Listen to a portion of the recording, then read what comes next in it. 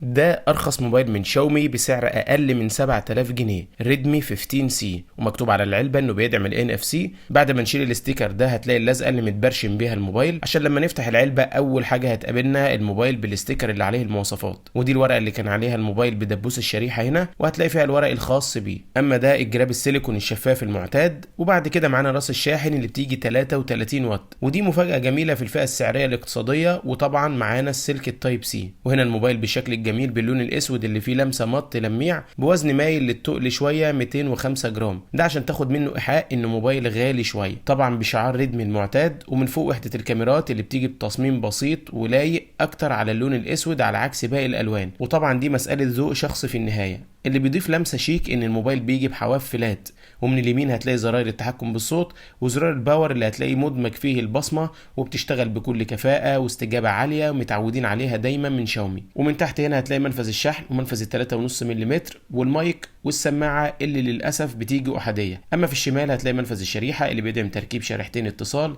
وميموري خارجي بمنفذ منفصل. التصميم ككل جميل وبسيط، والخامات والتقفيل عجبوني، وده كقيمه مقابل سعر. طبعا اللي ما عجبنيش بقى الحواف بتاعت الشاشه، بالاخص الحافه السفليه اللي بتيجي بشكل مستفز وغير مقبول في 2025، كمان مع شكل الكاميرا الاماميه القديمه. ولو تجاهلنا الشكل اللي مش لذيذ ده، هتلاقي شاومي برضو حطلك شاشه عملاقه ب 6.9 انش، ولكن بتحاول تميزها بانها تخليها 120 هرتز، مع العلم ان ال90 هو اللي شغال اغلب الوقت، عشان دي تبقى نقطه ايجابيه في الشاشه، مع العلم ان هي بتيجي بجوده HD 1600 في 720 بكسل. الموبايل ده برضو في الاخر اقتصادي، والشاشه بجوده اقتصاديه وبحواف اقل شويه، ولكن هترضيك مع ال 120 هرتز ومع السطوع اللي بيوصل لحد 800 نتس، وده رقم كويس مقابل موبايلات منافسه كتير. القرار في النهايه بيرجع لك من ناحيه قبول الشاشه دي او لا، عشان ننتقل بعد كده لنقطة الأداء. وزي ما هو واضح كده بيجي بواجهة شاومي هايبر او اس الغنية عن التعريف اللي بتشتغل بكل سلاسة، ولكن شاومي برضو مصممة تبرز العيوب الخاصة بيها، عشان بتيجي لما بتفتح الموبايل لأول مرة بتلاقي تطبيقات مثبتة بشكل مسبق. هنا بكل بساطة تقدر تمسحهم ويبقى كده خلاص مفيش تطبيقات. كمان بتلاقي إعلانات كتير أحيانا، ودي حاجة مملة نوعا ما.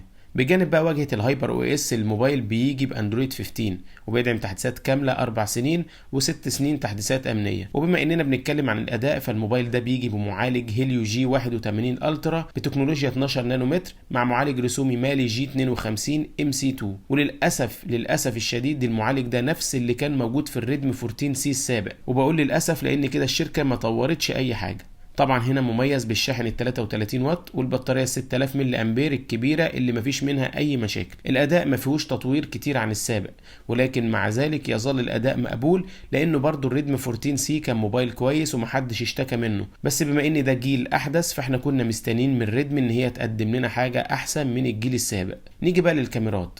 الموبايل بيجي بكاميرا خلفيه 50 ميجا بفتحه عدسه اف 1.8، مع وجود عدسه تانية ملهاش وظيفه حقيقيه، ولكن تظل مساعده للكاميرا الاساسيه. اما الكاميرا الاماميه فبتيجي بدقه 8 ميجا بفتحه عدسه اف 2.0. الكاميرا عاديه ومتواضعه ولكن مقبوله. وطبعا نرجع ونقول ده مجرد موبايل اقتصادي، يعني انت مش محتاج من الموبايل ده كاميرا خرافيه. الموبايل ده هينجز لك المهام اليوميه، او انت ممكن تشتري لابنك لو بيحتاج يستخدمه في المدرسه او في المذاكره او في الصور البسيطه والحاجات دي. لكن انت لو عايز امكانيات احسن من كده، يبقى لازم تعلي الفئه السعريه وتوصل مثلا لحدود ال 10000 جنيه طبعا عشان تبدا تتكلم في موبايل مقبول. عشان كده في النهايه اقول لك الخلاصه، الموبايل ده بقدر الامكان بيحاول يقدم لك قيمه كبيره مقابل السعر، مع العلم انه متنازل عن حاجات كتير زي مستشعر التقارب اللي بيشتغل سوفت وير بس وساعات بيعلق، وكمان مفيش ميكروفون تاني خاص بالعزل، وكمان الصوت احادي. بس نرجع ونقول هي دي قيمته السعريه، عشان ما نتوقعش منه اكتر من كده. عشان لحد هنا نكون خلصنا مراجعه الريدمي 15 سي. ولو عجبك الفيديو ده ما تنساش تعمل لايك، ولو انت جديد معانا اشترك في القناه. وشكرا على المشاهده، وشكرا 57,000 مشترك. مع السلامه.